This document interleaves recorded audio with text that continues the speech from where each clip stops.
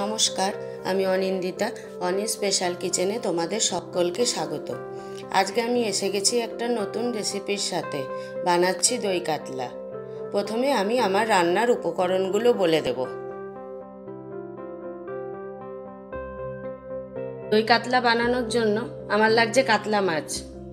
এর কি পরিমাণ সেগুলো আমি সবই ডেসক্রিপশন বক্সে দিয়ে দেব।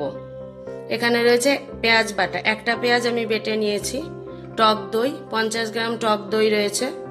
রসুন বাটা, আদা বাটা 1 চামচ 1 চামচ, জিরে গুঁড়ো ধনে গুঁড়ো, জিরে গুঁড়ো 1 চামচ, ধনে গুঁড়ো 1/2 চামচ, হলুদ গুঁড়ো, গোটা কাঁচা লঙ্কা, নুন, কাঁচা লঙ্কা বাটা, চিনি, আর ফোড়নের জন্য আমার লাগছে চিনি, লবঙ্গ, এলাচ, সর্ষের তেল।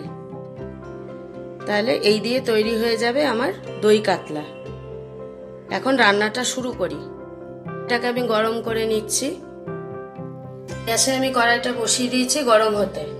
এর মধ্যে আমি মাছটা ভাজার জন্য আগে তেল দিয়ে দেব। এটা আমি পুরোটাই সর্ষের তেলে রান্না করব। আর এই মাছগুলোকে আমি নুন হলুদ মাখিয়ে ভেজে নেব। এই মাছগুলো আমার নুন হলুদ মাখানো হয়ে গেছে। এখন তেলটাও গরম হয়ে গেছে, আমি মাছগুলোকে ভেজে নেব।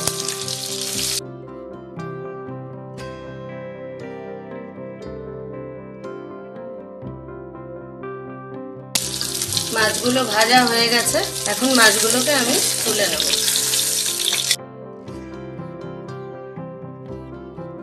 এই তেলের মধ্যেই প্রথমে আমি গরম মশলা ফোড়ন দিয়ে দিচ্ছি। একটু চিনি দেব। এবার একে একে সব মশলাগুলো আমি দিয়ে দেব। এখানে প্রথমে দেব পেঁয়াজ বাটা, একটু নুন দিয়ে দিই, তাহলে এটা ছিটকে না।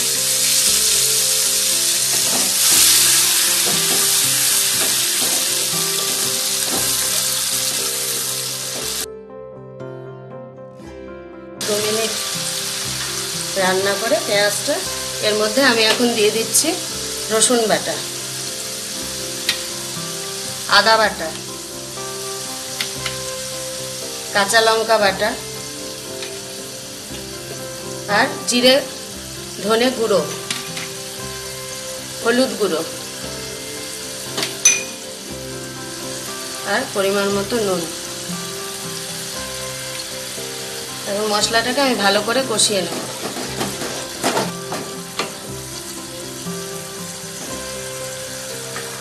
এটা ঢাকা দিয়ে দিয়ে ভালো করে মশলাটাকে কষানো হবে। মশলাটা আমার 5 মিনিট মতো কষানো হয়ে গেছে। এখন এখানে আমি টক দই যেটা নিয়েছিলাম সেটা আমি ফেটিয়ে নিয়েছি ভালো করে। এই টক দইটা এবার এই মশলার মধ্যে দিয়ে দেব। দিয়ে আবারও 5 মিনিট এটাকে কষাবো।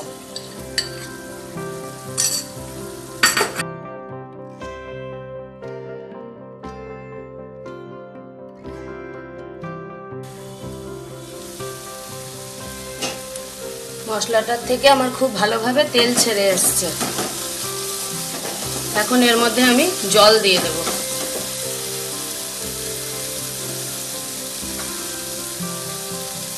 আমি গরম জল ব্যবহার করেছি। দুম করে ঠান্ডা জল দিলে রান্নার টেস্টটা নষ্ট হয়ে যায়।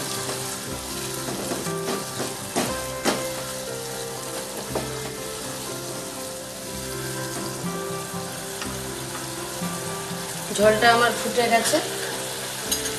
এর মধ্যে আমি এখন মাছগুলো দিয়ে দেব।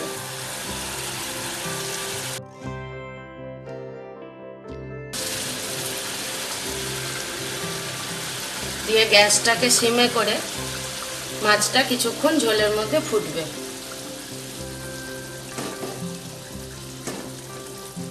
একবার উল্টে দেব।